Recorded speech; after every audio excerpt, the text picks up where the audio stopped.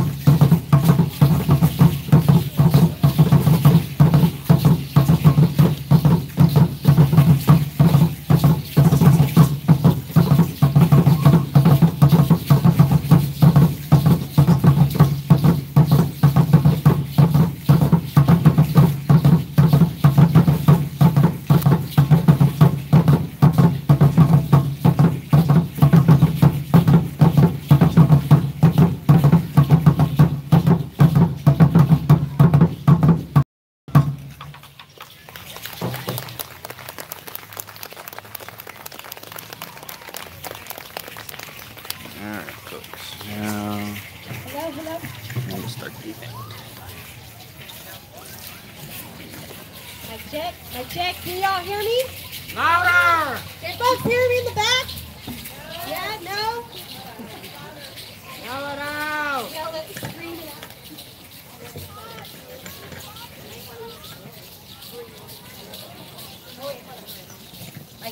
Mic check. Louder! Can everybody hear me? Is that better? Better? Okay. Can we give another round of applause for the blessing again, please?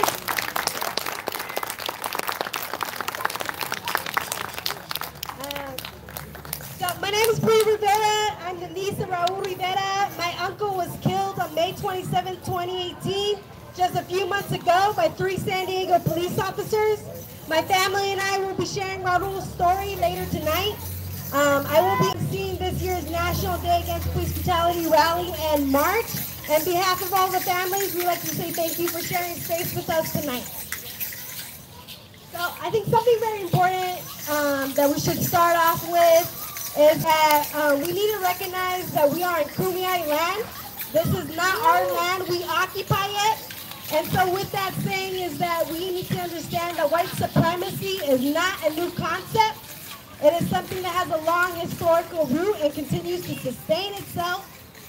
But you know what also has a long historical root? Movements of resistance combating that white supremacy. So us coming together, sharing our pain, sharing our truth, organizing, caring for each other, demanding justice is a powerful act of resistance. Black and brown people have a long history of resiliency. And black and brown people have put their lives on the line and died to demand for systematic change. So we should always remember that justice has never been voluntary. It has always come from the demands of marginalized people. So some context about today. Today marks the 23rd National Day of Protest to stop police brutality, repression, and criminalization. October 22nd is a day that people come around the nation to mobilize every year since 1996 for National Day of Protest to stop police brutality, repression, and the criminalization of a generation. It is critical that we bring forward a powerful National Day of Protest in cities and towns all across the U.S. and to challenge the ongoing violence against the people.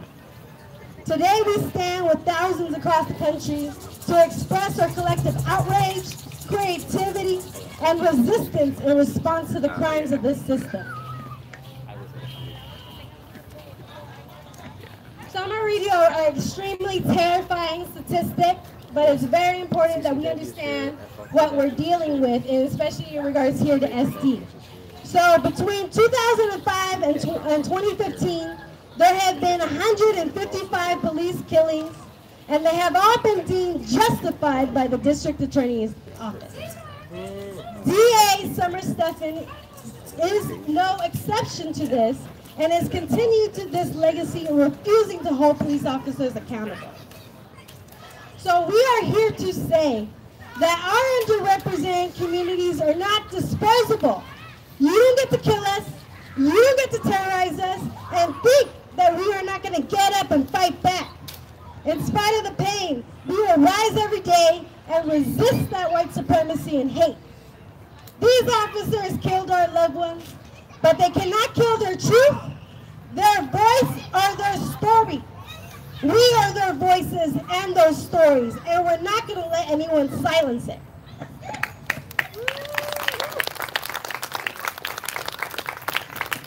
So collectively, us San Diego families came together and created a list of demands that we would like to share with all of you. Who's going to read our list of demands and who I want to introduce to the stage is Maria, the aunt of Sergio Wick.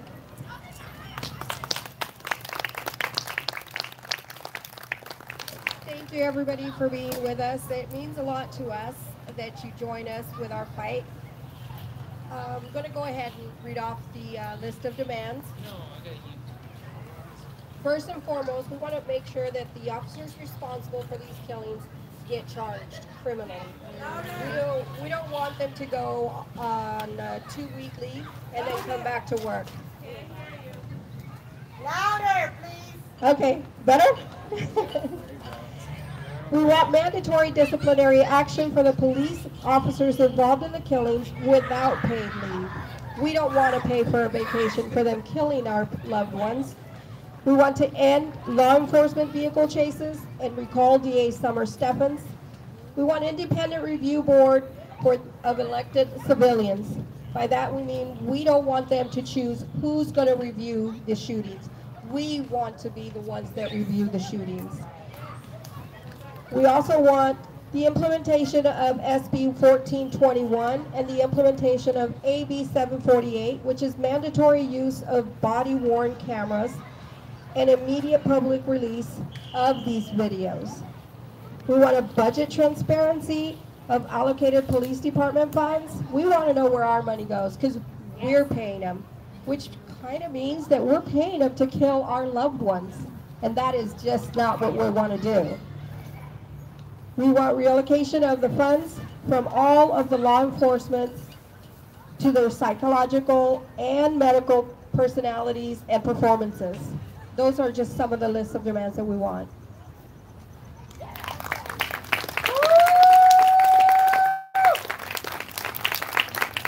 So a little bit about what's going to happen tonight. This is a rally and it's a march. So this is a space for families to come and share their stories about their loved ones, their experiences of grief, their experiences of healing, their experiences of fighting for justice, anything they would like to share here with us tonight.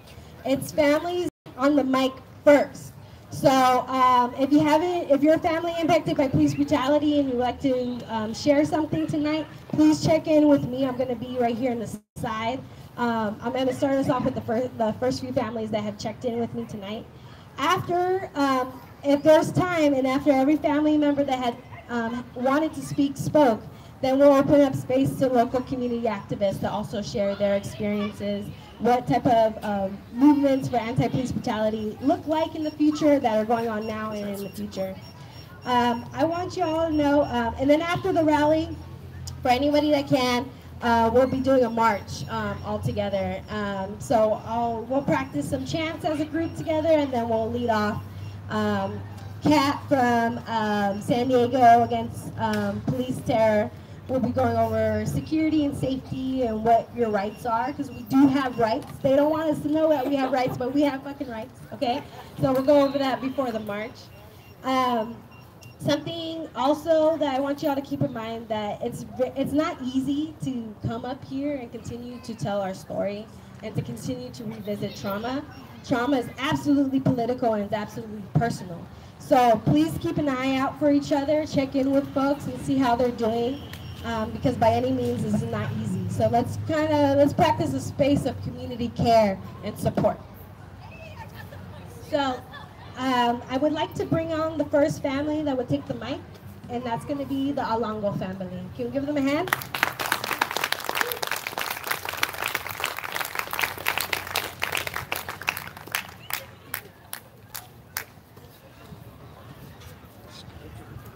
Hello everybody, thank you. I would just like to start off by saying, can we give another hand to the beautiful ladies who just did that traditional dance for us?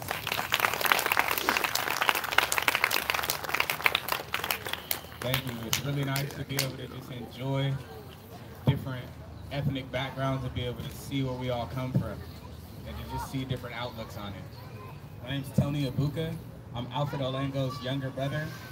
I'm here with some of my family and some close friends as well, and we're here to just show our support. We're here to grasp our support as well from the community. We're really thankful of all the help we've got personally, and just everyone who's came out to be a part of everything we've done. Last month we just had our 2-year anniversary for the death of Alfred. Some of you may know the story. He was going through an emotional breakdown. He went to my sister's house. My sister noticed he wasn't feeling like himself.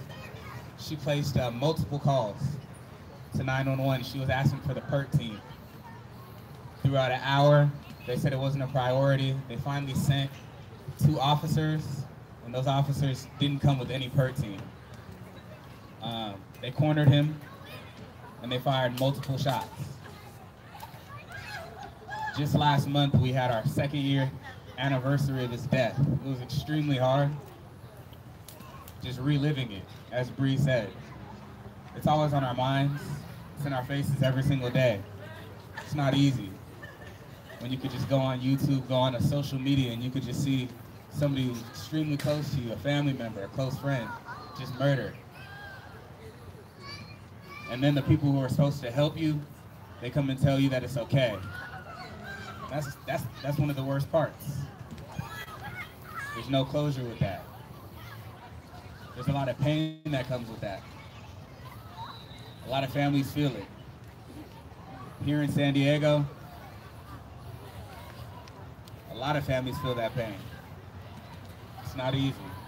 But coming together and being able to shine light on the issues that we're all going through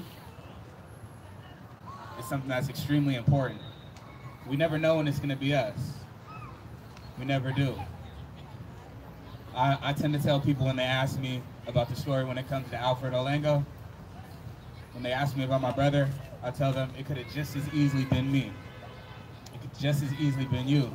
Not a lot of people really take that into consideration until it really hits home, and when it does, it's really hard to cope with.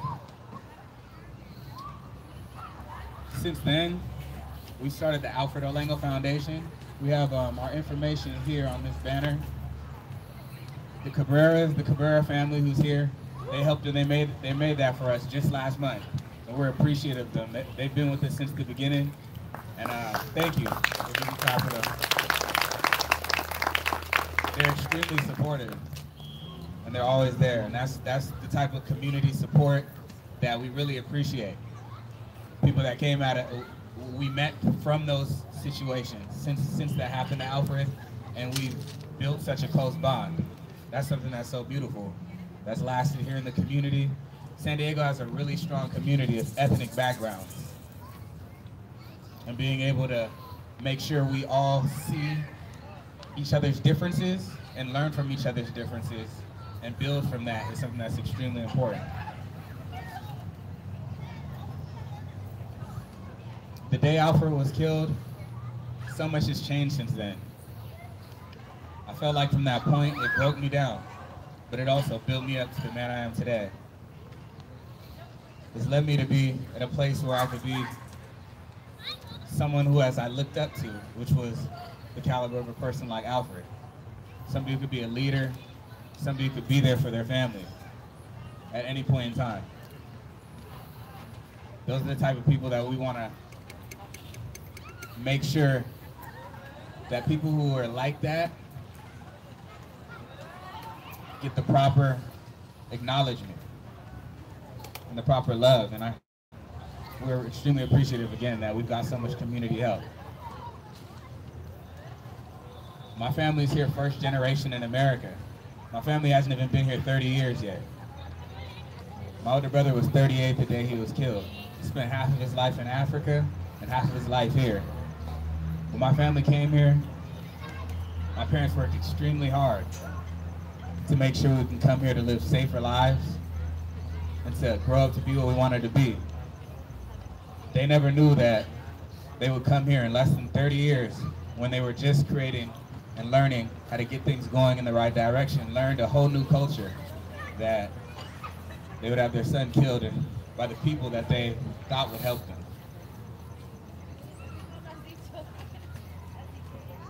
All the effort that my parents put in, I always like to shine light on that.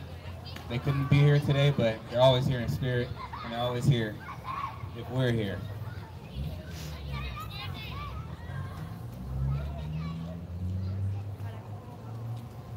I just want to say thank you for always being here from the community. I just want to say thank you for always being here for us and our family, and we plan to continue to fight on.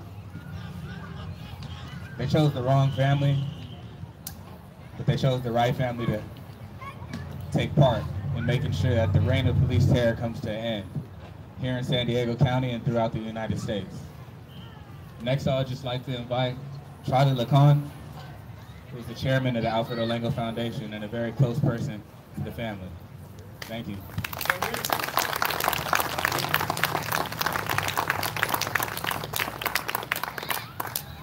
I salute to everybody who is here today. I praise all of you who have taken the time to turn out and give respect to a life lost from either your family or from your friend's family or from your neighbors or from a member of your community. I thank you all for coming because you saw a need to be here today. My name is Charlie Lacogne. I am the chairman of the board of Alfred Olango Foundation. When Alfred Olango was killed, I could see, we all could see, we were at a loss. We did not know what to do. And everybody was waking up every day just wondering, sometimes not believing that this could happen to the family. As the reality of Olango's death began to sink in, the family decided we will not accept the killing of a member of our family. We will not accept it. This is not how it's supposed to be.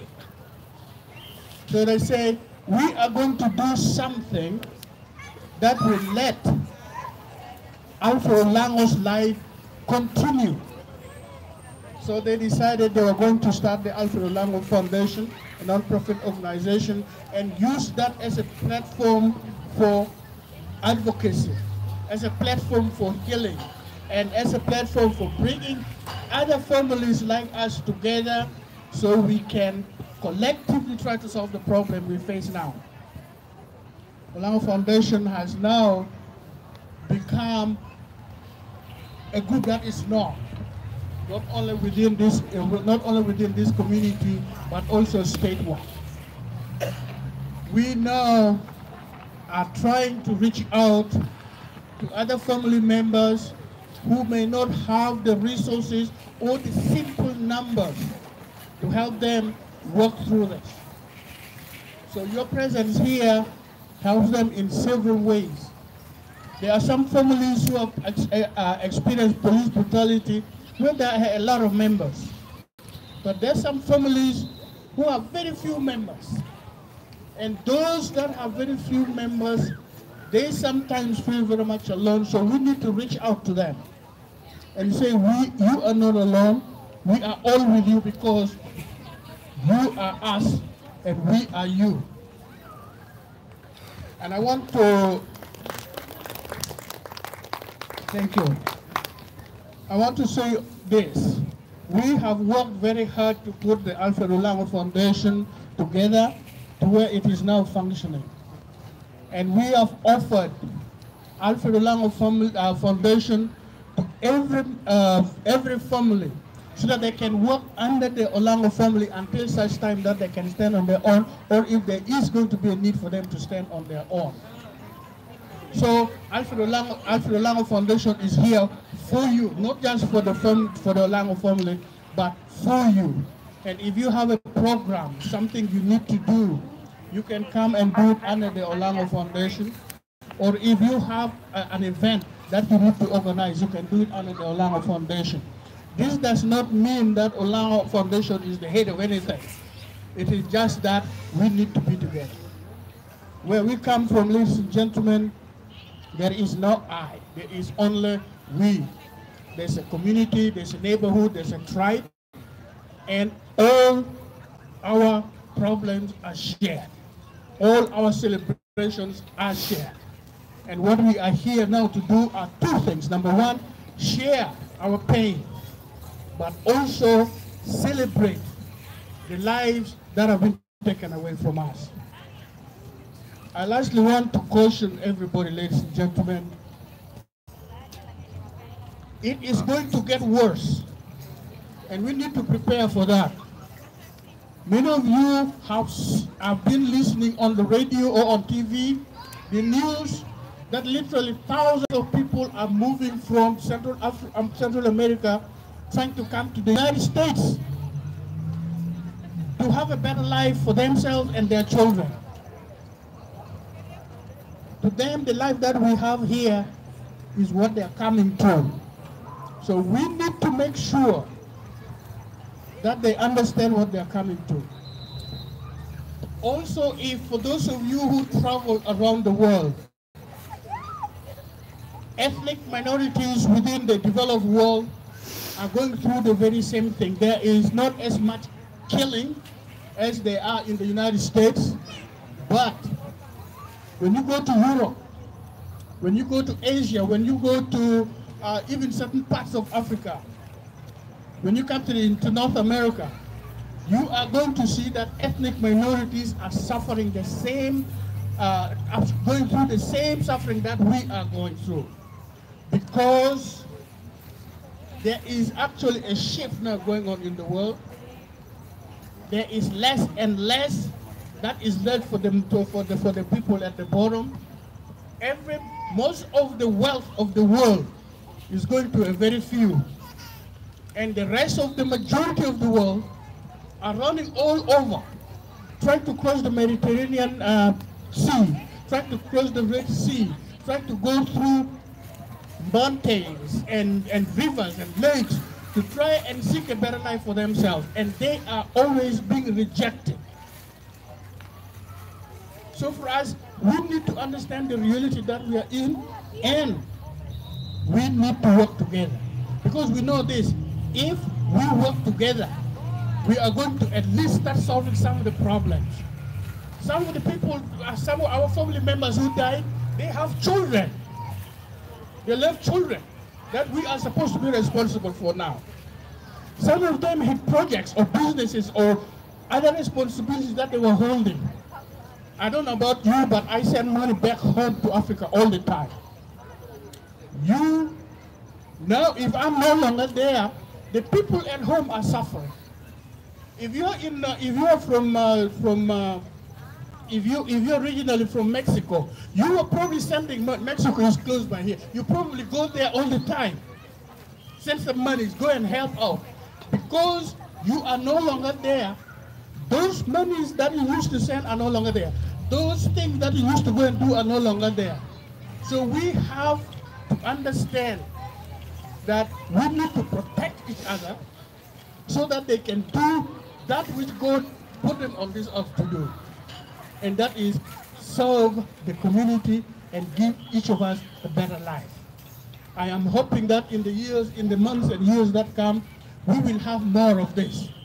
And lastly, if you came here alone, please next time bring someone with you.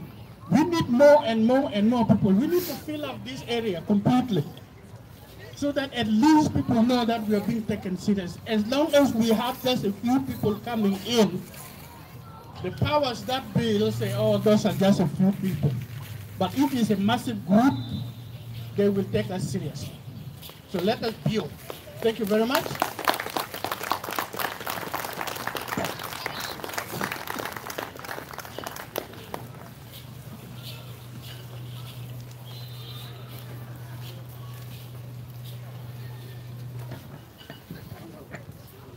Hello. My nephew was Sergio. He was killed August 11th, 2016 by two deputies from the Vista County Sheriff's Department. They only took, of course, a few weeks off because eventually his shooting was justified. Sergio was only 33 years old. He left behind 3 kids. And of course his mother and all of us.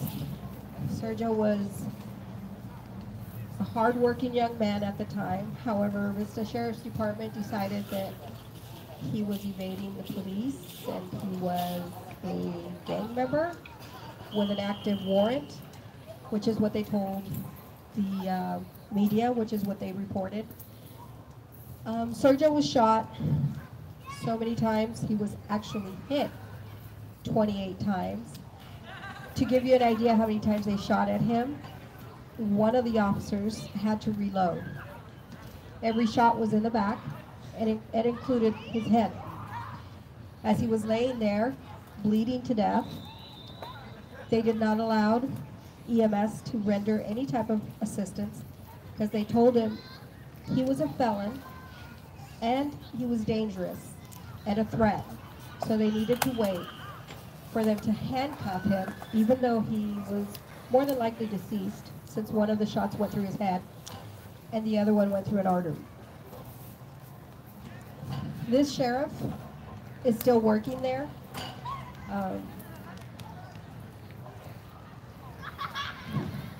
The district attorney decided that it was justified, that it was a justified shooting because they were threatened by his presence. They felt that he was going to harm them, even though he did not have any weapons with him or on him or in his car. He did have shells in his pocket, but I guess that's what made him so dangerous. They probably thought he was going to throw those shells at him or something. We couldn't figure it out. But the reason why I'm here and I'm always telling his story is because I don't want people to forget. I don't ever want people to forget what law enforcement is doing today.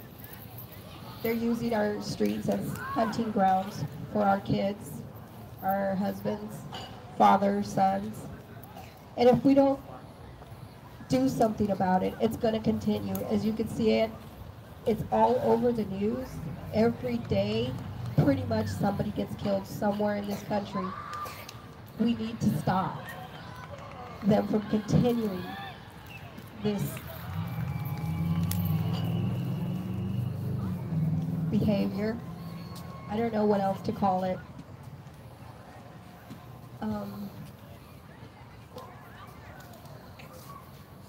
I think I'm going to stop for now. But I am going to let the next person that's going to come up, her family and my family will be forever intertwined as one, because the officer that killed my nephew killed her cousin within that same year. With that, I'll leave you with Raul.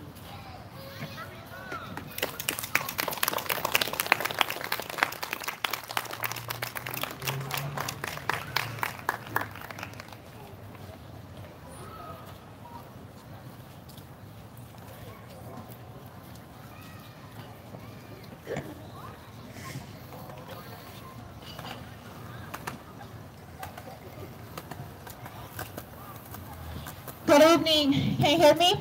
Yeah. Thank you all for coming today.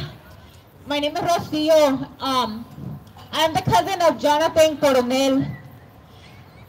I've been fighting alongside Maria and her family, Alfred Olango's family, a lot of other families because we're fed up.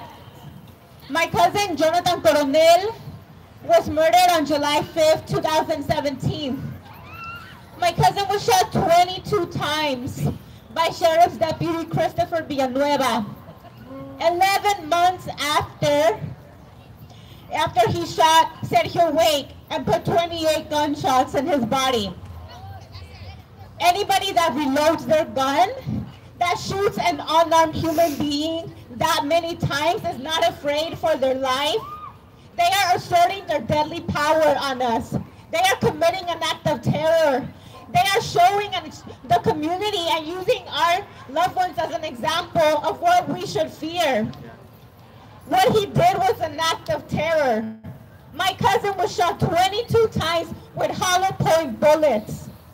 Hollow point bullets expand upon the tissue. When entering your body, my cousin was tortured to death.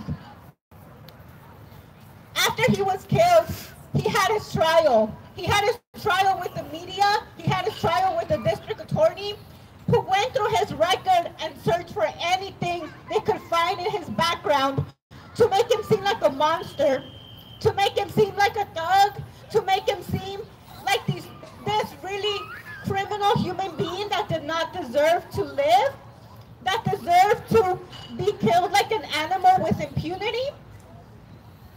Christopher Villanueva is still employed with the Sheriff's Department. Our family has spoken up, has organized, has done so many countless efforts to demand justice. And what the sheriffs have done is retaliated against us. Diego Coronel is Jonathan's uncle. He was one of the ones who led the first marches, who spoke out, who went to meet with the Attorney General of California, who did a lot to put his name out there and to show how outrageous it was that a human being, an unarmed human being, was shot 22 times. And so what happened?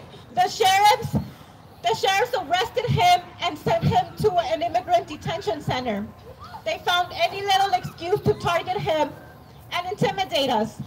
They've been following the family. They've been doing repeated retaliation efforts because they're afraid of us standing up.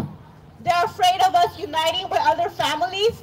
They're afraid of us calling bullshit on their supposedly being afraid of us, of supposedly fearing for their lives. You do not fear for your life when you shoot an unarmed human being 22 times, so many times that you have to reload your gun. Yep. That's somebody who enjoys killing for pleasure. Yeah. And officers like him are constantly empowered by the district attorney, who hasn't charged any of them for murder, who has condoned their behavior, who has condoned the stripping of our due process, who has sent the message that it's okay and that our lives are worthless. So I'm not here to come up with stories that justify why my cousin didn't deserve to be murdered, to try to counter.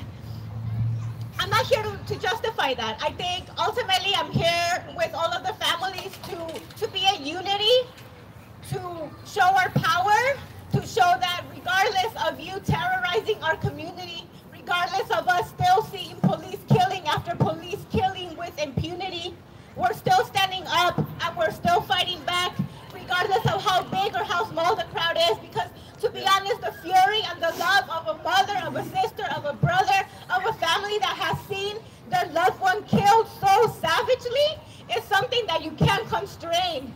And regardless of how many intimidation tactics you put out there, we're not going to be afraid, and we're going to continue being in your face, and we're going to continue to rise and grow and make sure that you remember that what you did was wrong.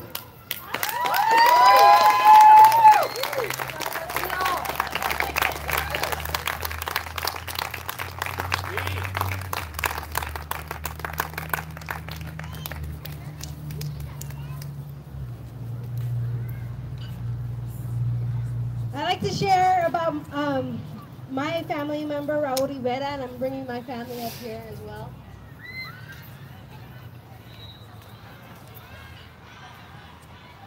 So like I mentioned earlier, my name is Bree. I'm the niece of Raul Rivera. On Sunday, May 27th, 2018, just a few months ago, my uncle Raul Rivera was murdered by 3 San Diego police officers in the intersection of Hollister Street and Tecayo Avenue in South Bay, San Diego. Hours prior to Raul being murdered, a community member called 911 to report him as a jumper when he was positioning himself at an overpass near Saturn Boulevard.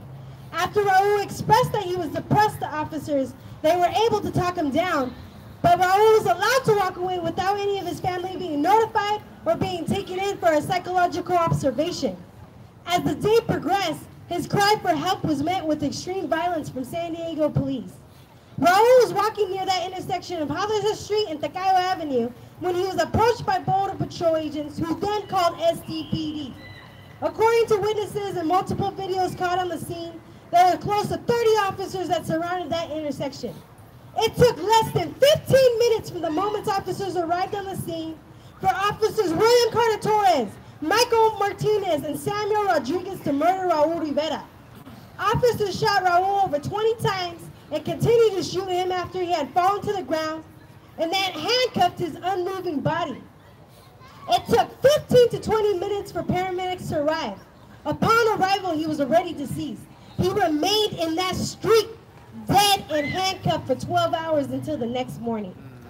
From beginning to end, Raul's humanity was never seen by officers. He was completely dehumanized. Raul always suffered from mental health, and he needed psychological treatment so he can heal from his wounds and trauma.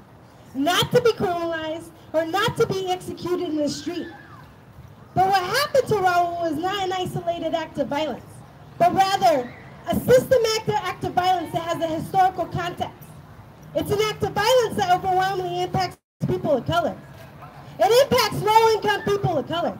It impacts low-income people of color who have a mental illness. It impacts various underrepresented communities. And the more underrepresented identities you have, the more threats of violence you receive. And at times, all happening at the same time.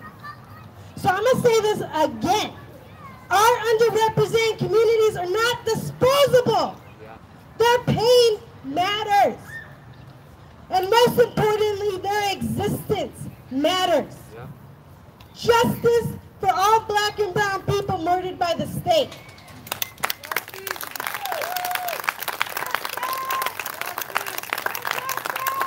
No justice?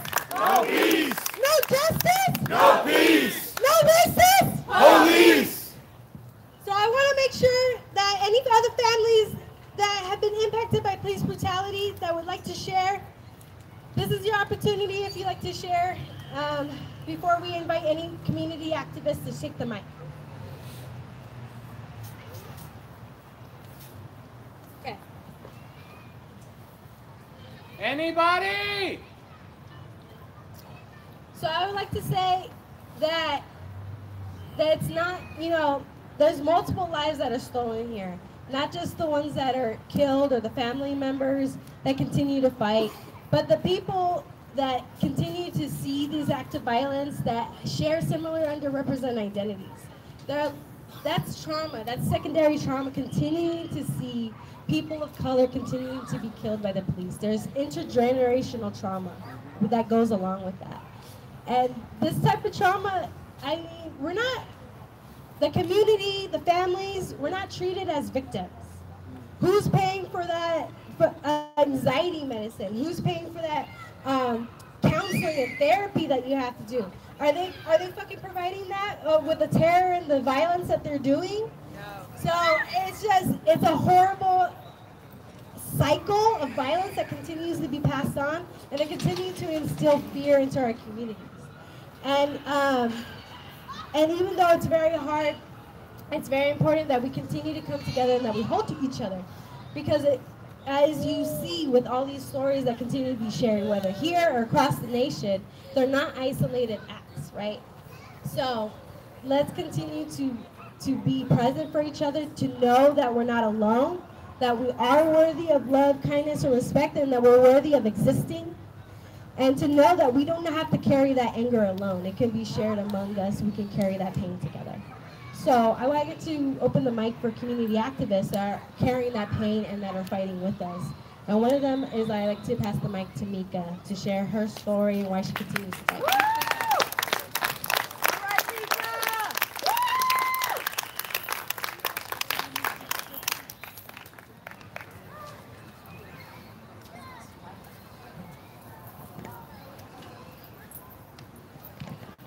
So I just want to say, first of all, for all of you that came out today, thank you.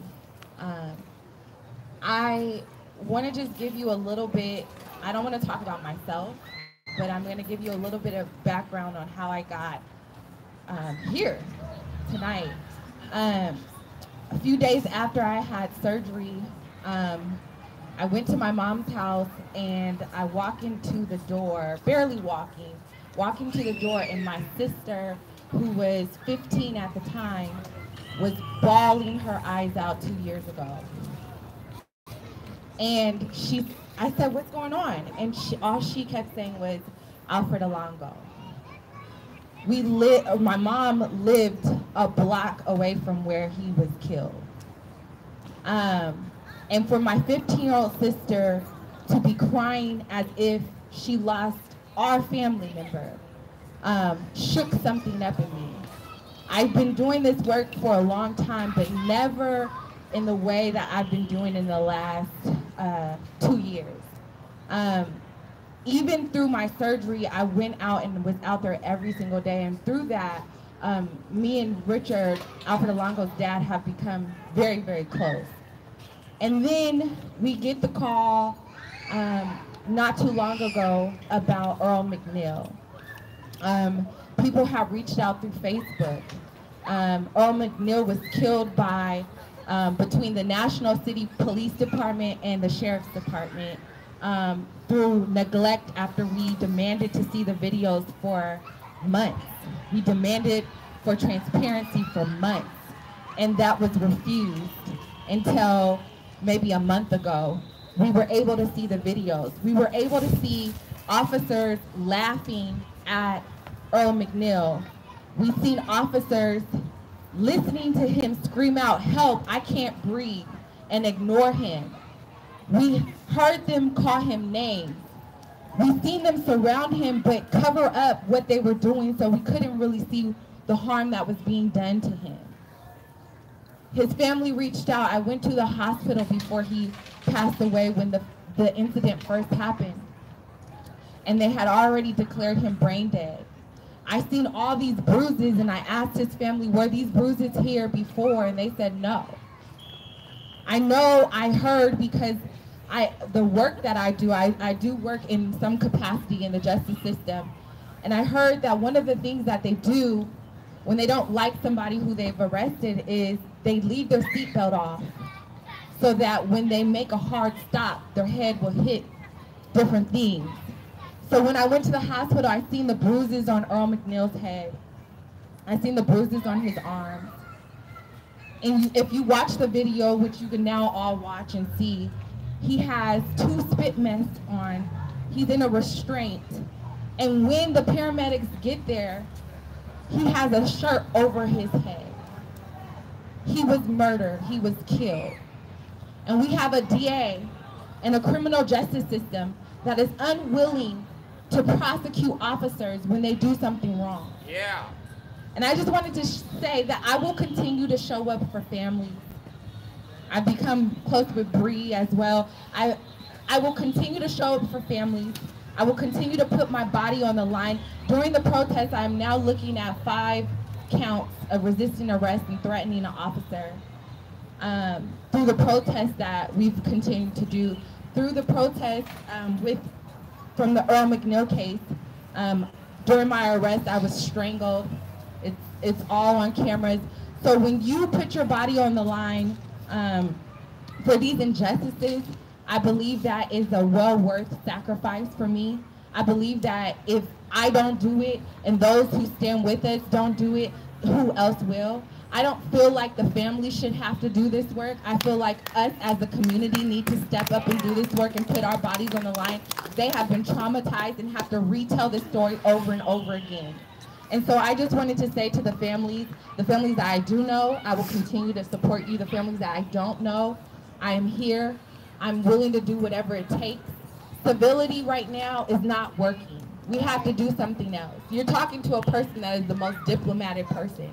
But I understand what we are up against. We are up against a corrupt system. And the love of money is the root of all evil. So when you have a system that is funded by very, very powerful police unions, no wonder the DA will not prosecute an officer, because that is where she is getting her money to run from. And when she chooses to run again, that is where she will get her money from. So I encourage you guys to do a couple of things. I encourage you, when you see corrupt people in positions of power, vote them out. Yeah. I encourage you, for those of you that can, especially as young folks, we have to put our bodies on the line. We have to say no more. We have to stand up to people in positions of power and say we will not back down. I don't care what it takes. It took 4 months for us to get what we asked for from the Earl McNeil case. And now it might take even 4 years to get them to prosecute him. And I know we might win in a civil case, but the DA right now is refusing. So we need to figure out a way to take her down. We need to figure out a way to show her that you will not keep abusing your power. So I just wanted to say I'm here to support. We're going to continue the work. I'm the director of Generation Justice, and I love you guys, and I'm just so grateful. It's just a beautiful thing to see you guys out tonight. So thank you.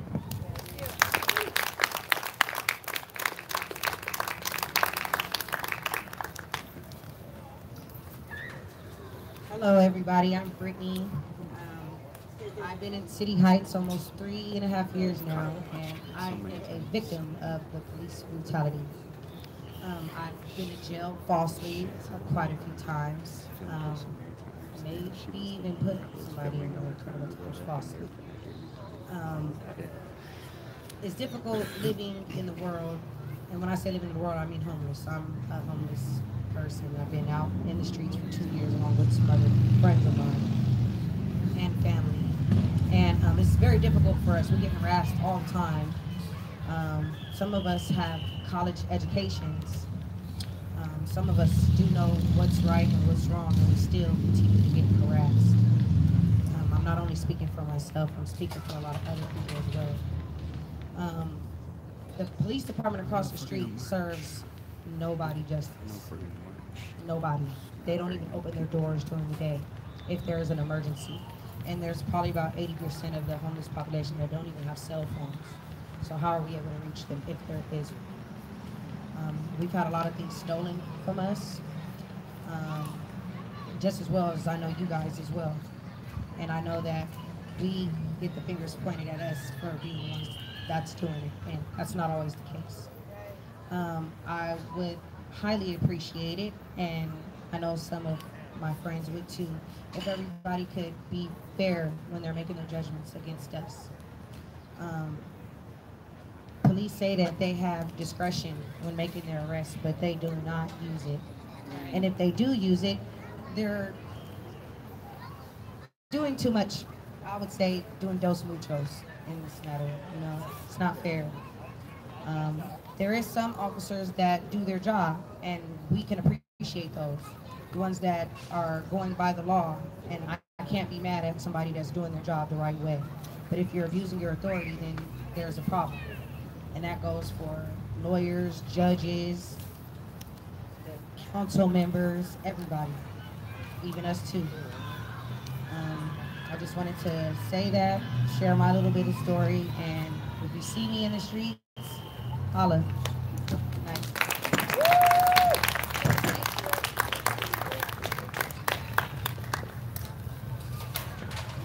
I'd like to introduce Kat from SD Copwatch, who's going to go over know your rights and your right to film the cops, and then security about today's march. So, can we give a hand to Kat, please?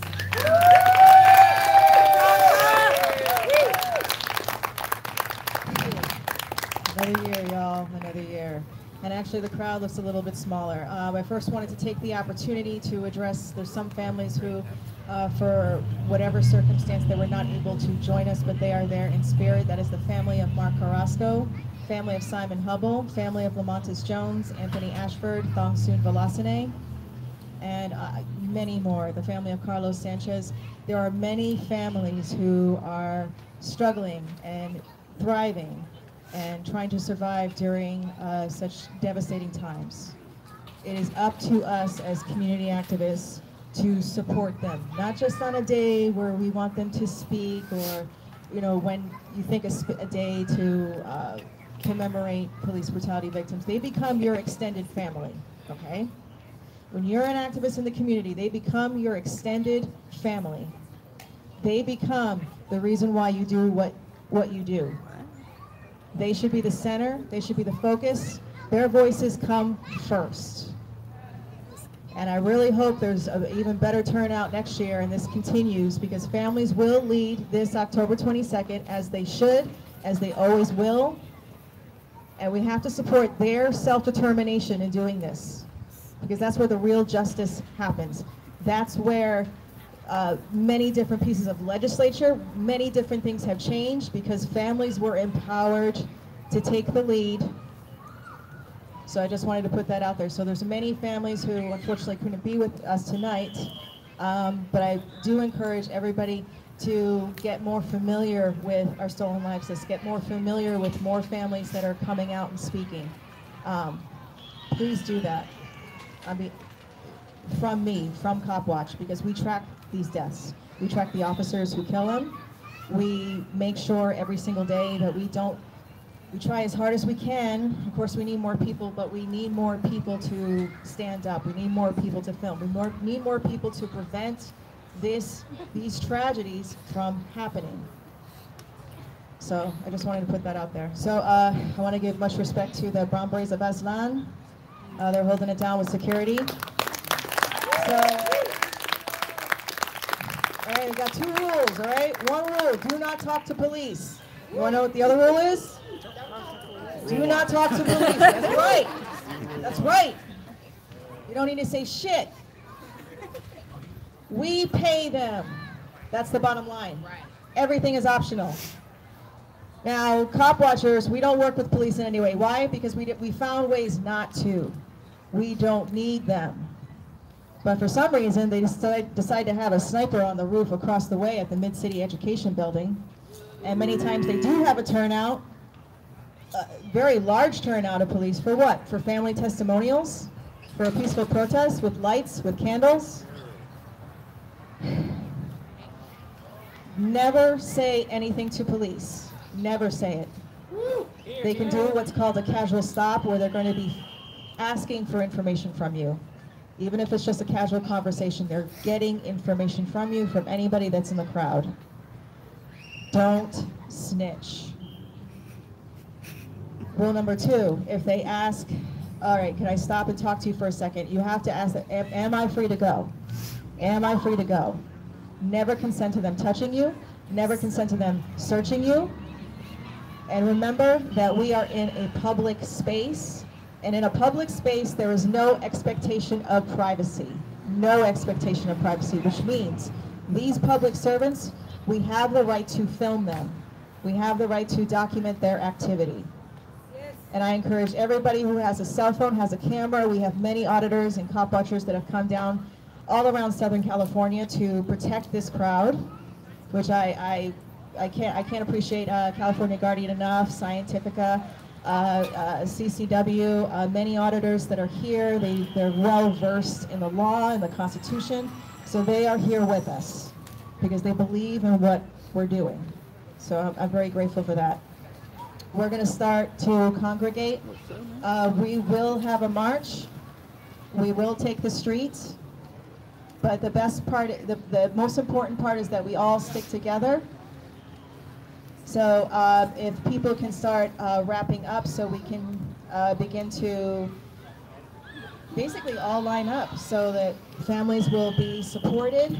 As you can see the banner, the San Diego Families for Justice, that will be the front banner that people are going to carry. So if I can get people to line up right now. All right, folks, I'm gonna shut this down real quick and pack my tripod and everything, and I will go back up once we start marching. All right, thanks for tuning in, and stay tuned for my next live stream.